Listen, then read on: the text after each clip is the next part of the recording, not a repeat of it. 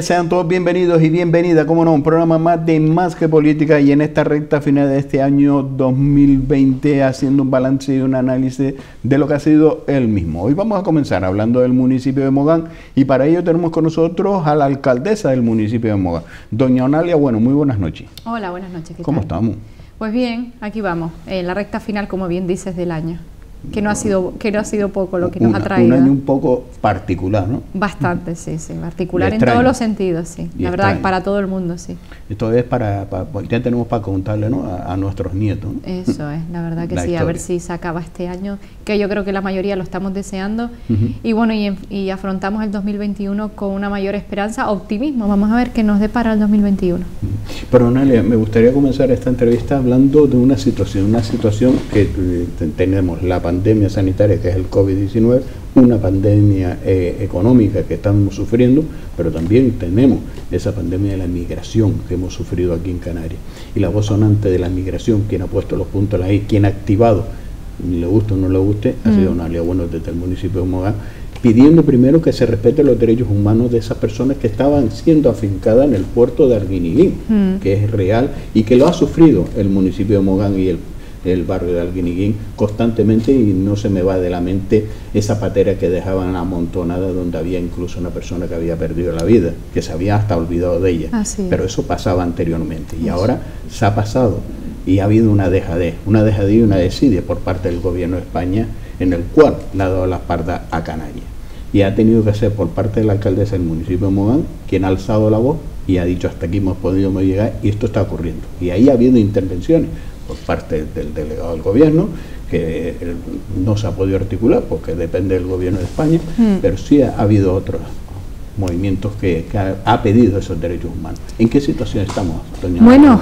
como bien has relatado, el muelle de Arguineguín, desde el 20 de agosto, que se instaló el campamento de Cruz Roja, el campamento humanitario, para 400 personas, de las cuales nunca hubo 400, incluso llegamos al pico más alto a 2.600 personas, pues como bien lo has relatado y ya todo el mundo conoce, con unas carencias y una vulneración de derechos humanos, derechos fundamentales, la vulneración de tratados internacionales. Es decir, yo cuando veía todo eso, a medida que iban pasando los días y la cosa iba peor, no me creía en la respuesta que estaba dando el gobierno de España, ese gobierno que se hace llamar progresista todos los martes, después del Consejo de Ministros, en esa rueda de prensa. Pues no me lo creía, la verdad. Entonces, bueno, pero sí, es cierto, es decir, la vulneración de todos los aspectos humanitarios se ha dado en el muelle de Arguineguín, y bueno, tratando este gobierno de España a estas personas como mercancía pura. Si quieres después entramos en detalles, pero básicamente se han venido 3 ministros, el defensor del pueblo, las diferentes ONG internacionales en pro de los derechos humanos, las fuerzas de seguridad del Estado han estado ahí, ha estado Cruz Roja, y bueno, y todos al final han visto la situación deplorable. Fíjese usted hasta qué punto tuve que denunciar ante los juzgados de San Bartolomé de Tirajana esta situación deplorable el 28 de octubre, que después, un mes o 3 semanas después, vino esa comisión judicial a ver y a inspeccionar de forma ocular fiscales y jueces con las fuerzas de seguridad del Estado lo que es el muelle de Arguineguín. Bueno, salió sentencia, la jueza entendió que la situación del muelle de Arguineguín es cierto que era deplorable, pero no había un delito que pudiera imputarse, ¿no? Eso ha sido recurrido por la Fiscalía, ya nosotros nos hemos personado como ayuntamiento porque entiendo que esta situación no puede quedar impune, por la sencilla razón que entendemos que se tienen que hacer al menos unas investigaciones de lo ocurrido ahí, preguntar a todas las personas, incluso a los inmigrantes de la situación, darse cuenta que hubieron inmigrantes que pasaron más de 20 días ahí, la gran mayoría, el 90%, sin ducharse y sin cambiarse de ropa, entre otros aspectos. Entonces, bueno, entendemos que eso no puede suceder.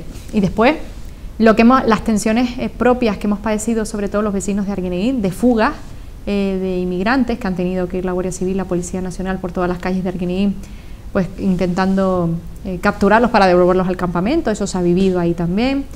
El famoso 17 de noviembre, cuando por una orden de delegación del gobierno, que todavía estamos pendientes a que alguien dé respuesta a qué pasó ese 17, quiénes son los responsables de esa orden, sobre la puesta en libertad de esas 227 personas, que afortunadamente yo me encontraba en el muelle y bueno, pude timonear la situación. Pero la hoja de ruta por parte de la delegación del gobierno era poner 200 personas diarias en las calles de Arguineguín. sin comida, sin dinero y sin nada. Entonces, bueno, eso fue cuando llegaron aquí a la Plaza de la Feria y después a las 2 o 3 horas volvieron a instalarlos en un hotel. Eso, ¿qué quiero decir con eso? Que ahí queda patente la descoordinación que, bueno, que resulta para todos, por lo menos para esta alcaldesa que ha estado en primera línea, del gobierno de España entre los diferentes ministerios. Porque mientras Marlaska decía ponerlos en libertad, Escrivá los devolvió a un hotel. Entonces, bueno, hasta todo ese periodo que ha pasado por ahí de descoordinación total y absoluta, de no tener una hoja de ruta marcada, no tener una estrategia. Y es que no es la primera vez que Canarias pasa por una crisis migratoria. El 2006 ya la tuvimos. ¿Cuál es la diferencia? Que en el 2006 teníamos un mando único, que estaba liderado por Teresa Fernández de la Vega, que era la vicepresidenta primera, y Rubalcaba. Entonces, ellos son los que coordinaban a los ministerios, coordinaban las políticas con la Unión Europea, coordinaban las políticas con los países emisores, es decir, Marruecos, Senegal, Mauritania y Mali, y también lo que es preparar la logística aquí en Canarias, que se levantaron campamentos de 5.000 personas en menos de 2 días por los militares. ¿Cuál es la diferencia ahora? Que el gobierno de España sabía desde hace 1 año y pico, a través de los informes de Frontex y el Centro Nacional de Inteligencia, en esos países Centro Nacional de Inteligencia españoles, pero en esos países que iba a haber una crisis migratoria porque se iba a cerrar el corredor del Mediterráneo, lo que iba para Grecia y demás. Y bueno, lo sabían, pero se pusieron de perfil, como no puede ser de otra manera. Entonces, como bien has dicho, nosotros hemos venido a cuentagotas sufriendo la crisis migratoria en el Muelle Arguineguín, porque ahí es donde está la Salvamar, desde el 2019 hasta ahora, pero se incrementó a partir de agosto. Y bueno, fue cuando ahí se desbordó. Exacto, y ahí es cuando instalaron ese campamento. ¿Y por qué instalaron ese campamento? Porque no tenían otro sitio preparado para habilitar, aún sabiendo de que esto iba a pasar. No estaban preparados para coger todo esto. Ubicar ese campamento en Arinaga, ¿y alguien se opuso? ¿O alguien? Sí, cierto. De hecho, creo que empezaron a montar las carpas y después las desmontaron, algo así me han comentado. Pero sí es cierto que la idea era montar en un suelo del Estado, de la autoridad portuaria del Estado, montar ese campamento ahí, pero bueno, al final no se pudo montar. Pero bueno, independientemente de que si se monta o no se monta, se tenía que haber previsto la misma logística que se hizo en el 2006, donde lo que están haciendo a día de hoy es lo que se hizo en el 2006, pero se tenía que haber hecho con anterioridad para estar preparados y abordar toda esta crisis migratoria que han llegado ya a Canarias 20.000 personas y sobre todo a Gran Canaria el mayor flujo migratorio en cuanto al porcentaje. Ayer no ha habido una falta, por lo menos hay una responsabilidad y una falta de, por lo menos yo lo veo como una falta de respeto hacia Canarias. Totalmente. Donde antes tenía que haber habido a Ángel Víctor Torres, que es el presidente del gobierno de Canarias, que lo han dejado solo, sí. Porque ahí tenemos sus socios de gobierno se han puesto de perfil y han dejado solo a Ángel Víctor Torres quemándose en esta historia. Pero yo veo que había una falta por lo menos de dar un golpe sobre la mesa, porque hemos visto cuando comienza estos pasos y empezamos a denunciar la llegada constantemente de cayucos y de pateras, pues el propio ministro de Inmigración dice que venía a Canarias cuando había una crisis. Es como si fuera el jefe del parque de bomberos, hay un incendio en las cumbres y le dice que cuando su agenda le permita, pues él irá a apagar el fuego. Y en este caso es el primer paso. Hemos visto también un presidente del gobierno que ha venido a pasarse sus vacaciones al ladito y no ha sido capaz de venir a Gran Canaria o a Tenerife a ver lo que estaba pasando para llamar a su equipo. El señor Marlaska, que mentía constantemente, en este caso incluso en una entrevista en Antena 3 donde decía que 72 horas, lo cual era mentira totalmente. ¿Ha sido usted la que le ha puesto o ha destapado un gobierno mentiroso? Bueno, yo entiendo que sí, por la sencilla razón que es obvio y todo el mundo se ha hecho eco de que he tenido que tener ese papel protagonista que nunca he querido tener, porque al final yo soy alcaldesa de un municipio de 20.000 habitantes, es un municipio turístico, motor de la economía de Gran Canaria, pero tenía que quedar así. Pero en vista de esa pasividad por parte del gobierno de España de que se nos avecinaba una crisis migratoria y por esa falta de respuesta por parte del gobierno de España, no me quedó más remedio que dar un paso al frente. Y si bien es cierto que el único que me ha acompañado en esta travesía en el desierto ha sido el presidente del gobierno de Canarias, Ángel Víctor, que si bien es cierto, lo hemos pasado juntos y bueno, y él sí sé que ha presionado lo que siempre ha presionado al gobierno de España para que nos hicieran caso. ¿En algún momento se le ha intentado poner la etiqueta de xenófoba o racista? Ah, sí, bueno, pero la verdad que según de quién vengan las cosas, uno le da mayor importancia o no. Cuando pasó, por ejemplo, no recuerdo qué hecho fue, cuando hice la rueda de prensa en la Confederación de Empresarios de Las Palmas, en relación, que ahora lo explico, en relación a dar una fecha ya a 31 de diciembre para desalojar los hoteles en el municipio de Mogán, ayer creo que salió la consejera de Derechos Sociales diciendo que era una xenófoba y una racista. Digo, bueno, pero ya le digo, según de quién venga esas descalificaciones, le hago caso o no. Yo la verdad que no soy de las personas que entro en ese fango, no es mi estilo. Mi estilo es trabajar y buscar soluciones, buscar aliados y alianzas para resolver los problemas, cosa que no hacen otros y se han puesto de perfil. De hecho, bueno, el tema de los hoteles ha sido eso, y yo hice la rueda de prensa. ¿Y por qué el 31 de diciembre? Porque es la fecha que tienen los hoteles con el Ministerio de Migraciones, que son los que contratan a los hoteles a través de Cruz Roja Española, fecha límite para finalización del contrato. Entonces yo como alcaldesa he respetado esa fecha, como no puede ser de otra manera, pero sí he advertido ya a los hoteles que aquellos que vayan a renovar o tengan la intención de renovar, se les abrirá un expediente sancionador. ¿Por qué? Porque usted está haciendo un uso de una licencia urbanística dada por el Ayuntamiento de Mogán para un objeto concreto, que es habilitar ese hotel para turistas. Y de hecho, quienes pide el título para explotar el hotel como turistas es el Gobierno de Canarias.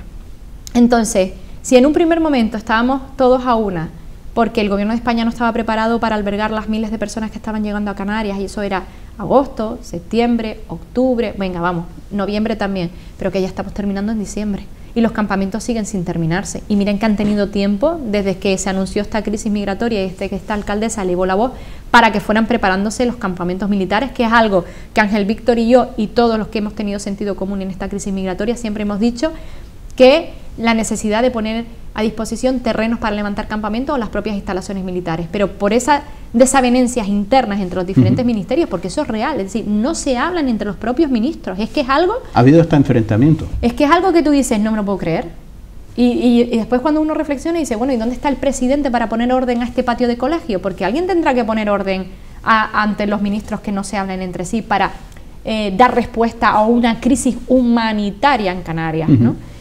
Bueno, pues todo ese retraso, y por eso los campamentos se están levantando tarde, casi a final de año, ha sido por la dilación por parte de la ministra de Defensa, que yo esperaba otra cosa, doña Margarita Robles, pensaba que era algo más, en cederles a los compañeros los terrenos, ni siquiera son las instalaciones, los terrenos militares, es decir, los terrenos aledaños a las instalaciones militares para levantar los campamentos y prepararlos.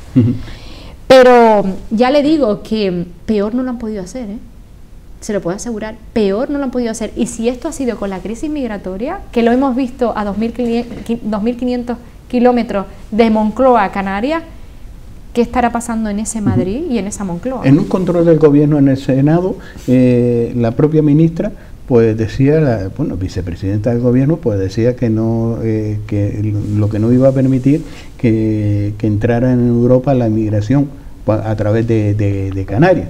Y ahí le rectificaba y le decía al señor Fernando Clavijo, diciendo, mira, no se lo voy a decir a ver si se entera, que Canarias también es Europa, claro, pero dígaselo también a sus compañeros que no se enteran. Exacto. ¿Han tomado Canarias como un tercer mundo? Yo creo que nos han faltado constantemente al respeto, es decir, en ese sentido. Ellos quieren convertir esto en un Lampedusa, en un Lesbos, y no se puede permitir. Canarias recibe 15 millones, hasta el año 2019 recibía 15 millones de turistas. Entre el 35 y 40% de nuestro Producto Interior Bruto, el 80% de entrepuestos directos e indirectos depende del turismo. Por tanto, no nos la podemos jugar con una crisis migratoria y que condenen a Canarias, en este caso a Gran Canaria, a ser el muro de contención de la migración. Entonces no se puede tolerar. Y ahí es cuando ellos, a medida que iban pasando las semanas, iban reculando en ese mensaje, porque al principio sí se notaba que había un freno y un muro de contención para que nadie saliera a península o no fueran derivados a la península. Pero eso cambió y sigue cambiando. Y cuando dicen, es que es un efecto llamada, es que los hoteles es un efecto llamada, es que si todo es un efecto... Mire, todos estos inmigrantes estamos conectados globalmente por un móvil, un smartphone. Entonces, al estar conectados globalmente, ellos saben lo que pasa, porque tienen acceso, como tú y como yo, a todas las aplicaciones que hay. Entonces, no digan bobería en el sentido de que es un efecto de llamada, el derivarlos a Península, porque ellos una vez que llegan aquí, lo primero que hacen es mandar un mensaje a sus familias y decir que han llegado bien. Y después, como bien has dicho en tu intervención, muchos de ellos van a recargar los móviles, en este caso en las zonas turísticas donde están, para conectarse al mundo y a conectarse con sus familiares. Por tanto, eso podía pasar en el 2006, pero ahora no pasa, es decir, ya estamos conectados todo globalmente con un aparato que estamos todo el día con él en la mano. Lo que hemos visto, y incluso se llevó en un momento la llegada de cayucos y de pateras a las propias costas, no eran interceptados, por lo cual a mí me preocupaba, por lo menos me preocupaba esa falta de vigilancia, ¿no? Porque si llegara una patera como llegaba con personas dentro y llegaba a Bahía Feliz y a la misma playa, pues llegaba la barca, paraba y se bajaban y salían todos corriendo. Yo decía, oye, los narcotraficantes se están frotando las manos y tienen una fiesta todos los días, si este es el control que hay de las costas. Es decir, todo ha sido un disparate en cuanto a esta crisis migratoria, un descontrol en todas las partes que digas tú de la migración, totalmente. De hecho, bueno, decirle a los vecinos que nos están viendo que el alquiler de los hoteles para albergar inmigrantes nos cuesta a todos los españoles, porque somos todos los españoles, porque lo paga el Estado, 10 millones de euros mensuales. 10 millones de euros mensuales.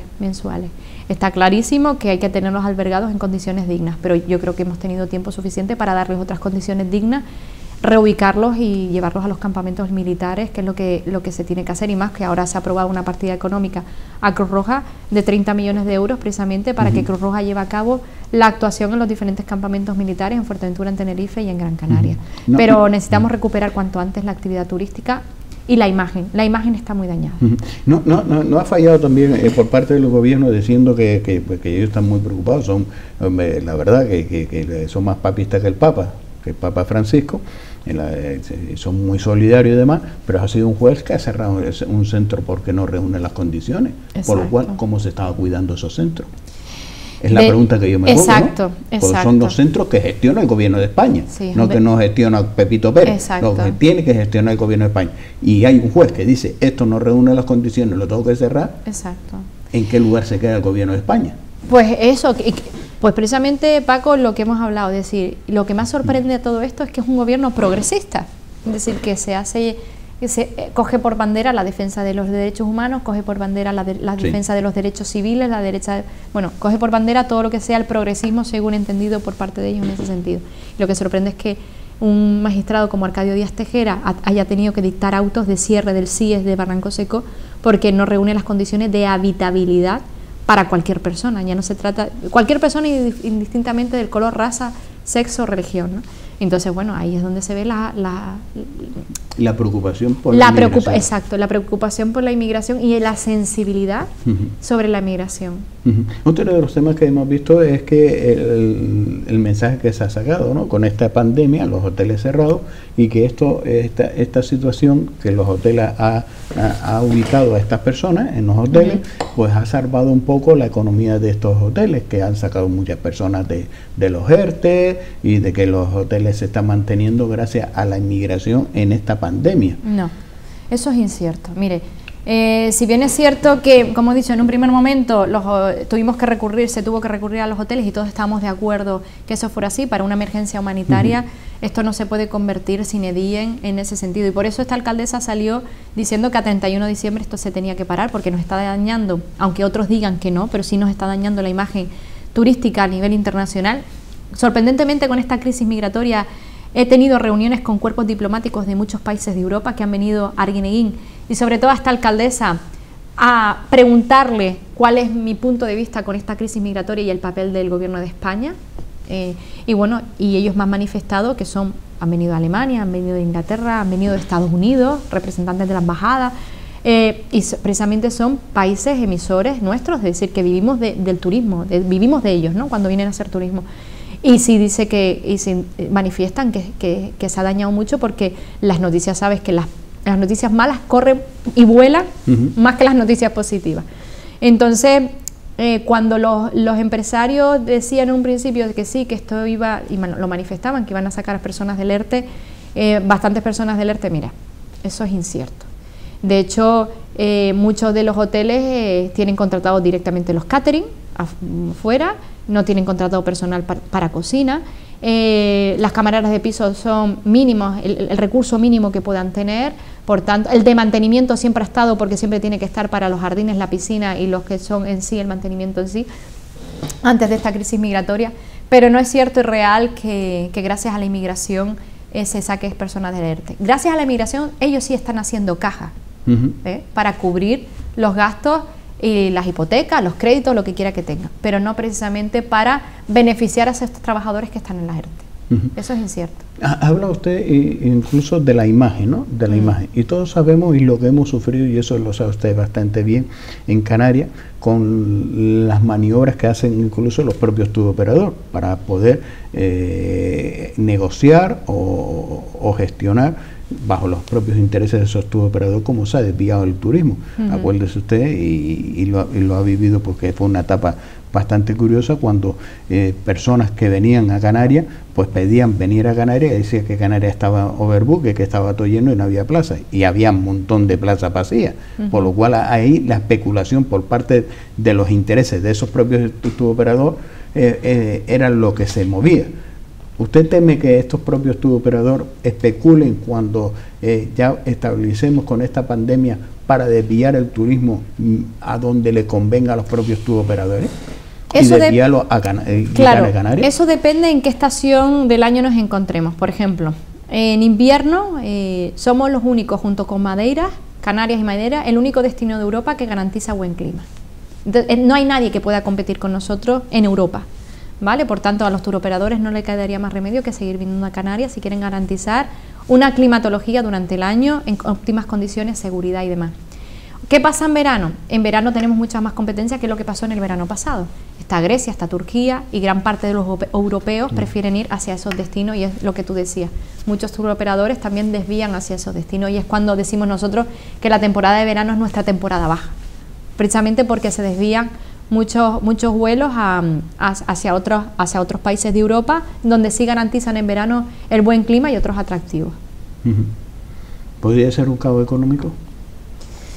Pues mire, como estamos en este momento a día de hoy, yo ya lo he dicho en numerosísimos medios de comunicación, si el gobierno de España ha salido al rescate de la automoción con 10.000 millones de euros, nosotros entendemos que Canarias merece un plan de rescate similar, porque se está dejando muchas empresas en el camino. Mire, desde marzo, abril hasta ahora, hasta esta fecha, pequeñas y medianas empresas en Canarias han desaparecido alrededor de 3.300. Y esas empresas han desaparecido porque dependían directa e indirectamente del turismo. Entonces, son puestos de trabajo y una red familiar que hay detrás que hemos dejado atrás. Han sido víctimas de esta crisis económica que, así como Alemania, el gobierno de alemán, por no tener deudas y por ser ahorradora durante muchos años, ahora se han endeudado precisamente para salvar esas empresas. Entonces, cuando esas empresas vuelvan a la normalidad y vuelvan a tener beneficios a través de la declaración de la renta, le devuelven al Estado ese préstamo que le has hecho, que me parece bien, una solución óptima. Mientras aquí seguimos con ICOs, renovando ICOs, y la gente que tenía, los empresarios que tienen capacidad de ahorro hasta cierto punto ya dejan de tener liquidez, y si no hay un plan de rescate pronto, nos quedaremos mucha gente más en el camino. Se ha rescatado el sector automóvil, como también se ha rescatado el sector bancario, las cajas. Sí, exactamente, que fue en la crisis anterior. Y fíjese usted hasta qué punto, porque muchas veces nos toca estudiar, ¿no? para saber hacer defensas de cosas. El automóvil se ha rescatado, y precisamente la ministra de Industria, que es la del automóvil, es la misma de turismo, Reyes Maroto. Pero ¿por qué el automóvil sí? Porque ahí está el peso del PNV. ¿Dónde está toda la industria, gran parte de la industria del automóvil? En la zona, en Cataluña y en el País Vasco. Entonces, bueno, ahí es una de las desventajas que antes hablábamos en cuanto a este gobierno de España con Canarias también. ¿Qué le ha pasado al señor ministro Ábalos con Canarias? Yo no sé si se añugó cuando pequeño comiéndose un plátano o ¿A Marlaska? No, Ábalos. Porque es el primero porque es el primero que ha puesto ha cerrado, dejaban que los inmigrantes pudieran transitar entre las islas, pero ese barco que iba de Tenerife hacia Huelva, no, para la península no. Ahí es donde también a través de Fomento. Exacto, es verdad. Ahí también tuvo que ver algo Marlaska. De hecho, yo hablé con mi homólogo, el alcalde de Santa Cruz de Tenerife, porque se vio con 200 personas ahí también en la calle, sin nada. Y bueno, y la verdad que es que son esos episodios que tú dices, y que no haya nadie que por dignidad dimita o lo cesen, ¿sabes? Yo creo que esta crisis migratoria, alguien tiene que dar respuesta a todos los canarios y en especial a los vecinos y vecinas de Mogán y concretamente a los de Arguineguín de lo sucedido. Es decir, aquí es que al final todo vale con este grupo de gobierno a nivel nacional, de este gobierno a nivel nacional, el todo vale. Y yo la verdad que decepción total y absoluta, como no puede ser de otra manera en este caso. Alcaldesa, analizamos también la política municipal en este cierre de año. ¿Cómo ha sido este año 2020 en la gestión municipal? Pues mira, no hemos parado en cuanto a obras. Si bien hemos parado, como nos ha obligado la pandemia, todo lo que es la cultura, el deporte, lo que es las actividades en relación, festejos y demás. Y bueno, todo eso lo hemos canalizado a través de los servicios sociales, que sí es cierto que se ha aumentado, como no puede ser de otra manera. Si bien es cierto, hay que decir una cosa y la otra, los ERTEs por parte del Gobierno de España los ha mantenido y ha sido una buena política, ha anestesiado un poco, o ha sido un salvavidas para la economía de Canarias en este aspecto. Si bien es cierto, los servicios sociales hemos tenido que ir al rescate de muchas familias que no estaban en el circuito de los servicios sociales nunca, trabajadores de la hostelería, de servicios, de todo, del taxi, para ayudarles a llegar a final de mes, ¿no? Entonces, bueno, esa es la parte, pero bien, es decir, se ha flexibilizado mucho las bases para que gran parte de la población pueda entrar, un abanico de ayudas importantes, de las más que hay en Canarias como ayuntamiento, y bueno, y más o menos vamos toreando bien ese aspecto, ¿no? Y poniendo también mucho dinero para los planes sociales de empleo, para los PFAE, para intentar pues dar la oportunidad a la gente, sobre todo a aquellos que se han quedado en el paro, ni siquiera están en ERTE, sino en el paro o no tienen ningún tipo de subsidio, pues echarles una mano a través de los planes de empleo social. Y bueno, más o menos ahí hemos escapado, y este año que viene lo el tema de se dice que pero todavía no nos han dicho nada. Se sigue negociando. Recuerde que se votó la propuesta del Ministerio de Hacienda, que tuvo que salir el voto del presidente de la Federación Española de Municipios Turísticos, de municipios y provincias, la FEM. Tuvo que tener el voto de calidad por primera vez porque el resto de las formaciones políticas le echaron abajo la propuesta del Ministerio y ahí seguimos, ¿Cómo se le quedó el cuerpo cuando por parte de este gobierno de España conformado por el Partido Socialista, Unidas Podemos, toma la decisión, que yo no sé quién fue la fantástica idea que surgió de decir, oye, ya que los ayuntamientos le hemos puesto el gollete y le hemos trincado para que no puedan gastar y darle un servicio a los ciudadanos cuando más lo necesitaban en esta situación de crisis económica, pues todo ese trabajo y ese sacrificio por parte de los vecinos y vecinas que han tenido, pues no va a repercutir en ellos, sino nosotros vamos a ir a que los ayuntamientos nos cedan ese dinero, nosotros se lo vamos a devolver en 10 o 15 años. Es más, somos tan generosos que antes no le dejamos que se endeudara, pero ahora le vamos a permitir que se endeude, y que eso yo no lo entiendo, ¿no? Pues que quien necesitaba el dinero era el gobierno de España, no el ayuntamiento. El ayuntamiento lo tenía ahorrado, lo tenía en los bancos, en el cual estaba costando dinero ese dinero, que es el dinero de todos los contribuyentes, en el cual, por las normativas, por las leyes, a partir del 1 de enero se le paga intereses por tener en el banco el dinero, que tampoco lo entendemos. Así es.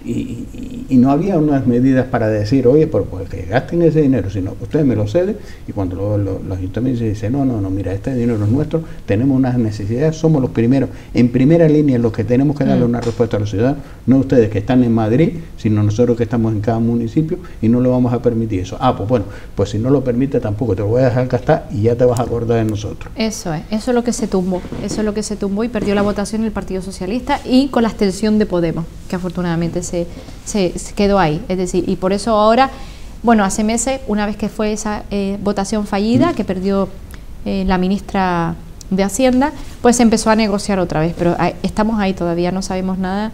Sí es cierto que nos han dicho que podemos, que para arriba, que para abajo, que el superávit lo podemos utilizar, que el remanente lo podemos utilizar, que no hay techo de gasto. Es decir, la ley de estabilidad presupuestaria tampoco, pero alguien nos lo tiene que decir en un documento oficial, si no los interventores no van a ceder para nada en eso, ¿no?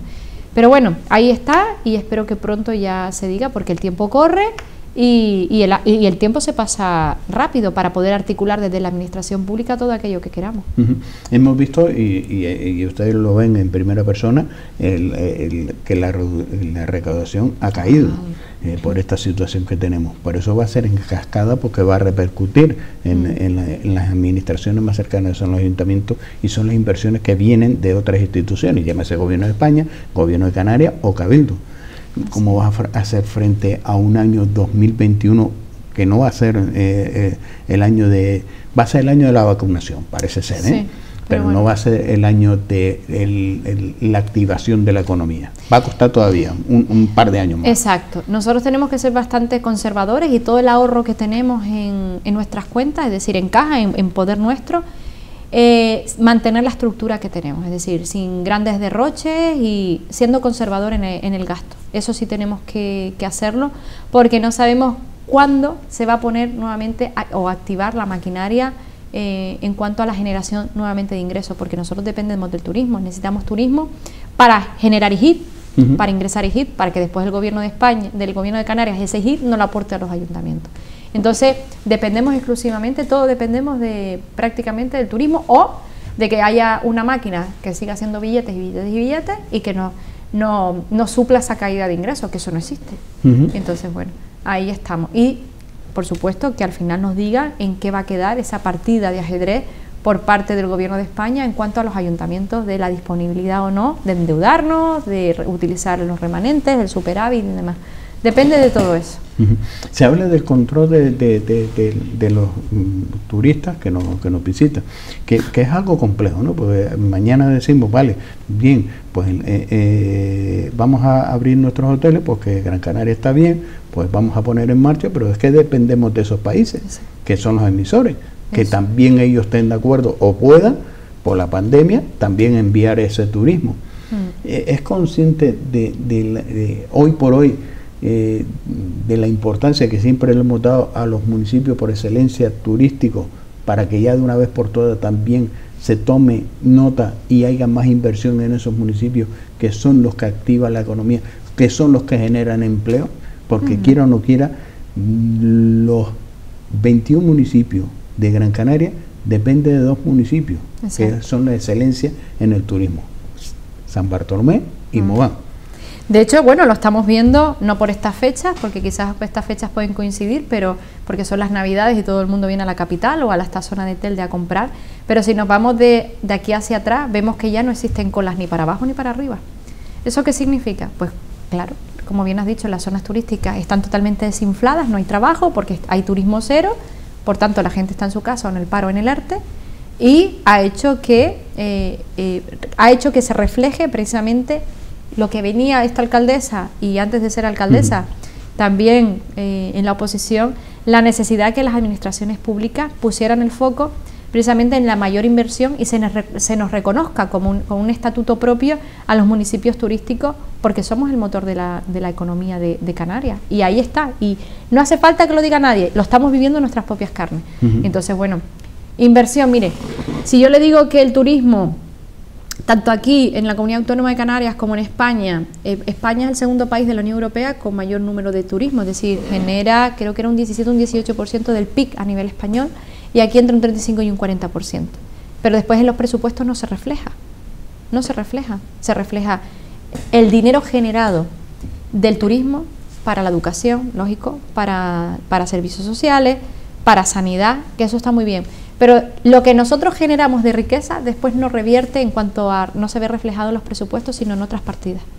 Y yo creo que, bueno, hay una asignatura, sigue habiendo una asignatura pendiente, y sobre todo de España y de Europa, que ponga más el foco precisamente o más cariño en esos destinos turísticos, que también necesitamos inversión para renovar nuestras zonas públicas, porque al final no lo manda. Ahora a ver con los fondos estos de reinversión, los fondos de Europa, que van a venir muchísimos millones de euros, las prioridades que dan, y sobre todo yo creo que tiene que haber un eje también que se contemple el turismo. Pero va a venir ese dinero de Europa, estamos totalmente de acuerdo, pero se va a repartir y sabemos cómo se reparte, pero en este caso, ¿quién ha sufrido esta pandemia económicamente son los municipios turísticos. Porque la recaudación del resto de los municipios, pues la recaudación en impuestos y demás es de la población residente. Exacto. Pero es que la población que tienen los municipios turísticos, llámese San Bartolomé o llámese Mogán, no es la real. Los residentes es un cupo. Se triplican o cuatriplican. Y ahí están esos números, por lo cual hay un desequilibrio total. Exacto, es que es así, y siempre, por eso siempre hemos reclamado el Estatuto de Municipios Turísticos, donde se nos reconozca esa figura, es decir, esa figura de quiénes somos municipios turísticos y quiénes son municipios de interés turístico. Por ejemplo, para nosotros municipios turísticos somos los que tenemos camas turísticas donde albergamos a los millones de turistas que vienen, porque para eso nosotros con nuestro presupuesto municipal tenemos que hacer mejoras y mantener determinados servicios públicos en las zonas turísticas, porque las tenemos que mimar y tratar porque eso es lo que nos da de comer. Y de interés turístico puede ser otros municipios donde tengan un museo, donde tengan un monumento, que el visitante va un día, visita, hace su gasto y regresa otra vez a la zona turística. Entonces ese es el debate que tenemos en la Asociación de Municipios Turísticos, pero todavía no ha habido un gobierno, un gobierno de Canarias valiente que ponga ese tema sobre la mesa y lo defendamos con responsabilidad y con mayoría de edad. Somos 13 municipios turísticos los que formamos la Asociación de Municipios Turísticos, están los más importantes de Canarias, los que somos municipios turísticos. Entonces, creo que es de justicia que en algún momento alguien en el gobierno de Canarias, si no ahora, en un futuro, se tome en serio el debatir con responsabilidad eso que estoy poniendo sobre la mesa y aplicarle unas partidas económicas aparte, no depender que si el gobierno de España nos da los 15 millones de euros para las infraestructuras turísticas para toda Canarias, 15 millones de euros. Entonces es algo irrisorio, ¿no? No podemos seguir dependiendo de eso, ¿no?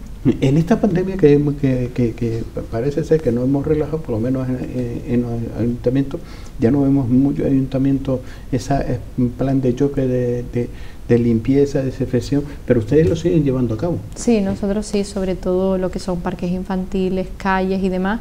De hecho, la gente hasta a veces se queja porque dice, pero otra vez me vas a pasar la fumigadora esa con los productos de desinfección. Y fíjese lo que le voy a decir, gracias a ese trabajo preventivo que se hizo en este verano, que ha hecho días de calor, han sido puntuales, ha sido un verano bueno, pero hay días de calor que precisamente determinados insectos no han estado por las calles que siempre afloran cuando hace mucho calor, ¿verdad?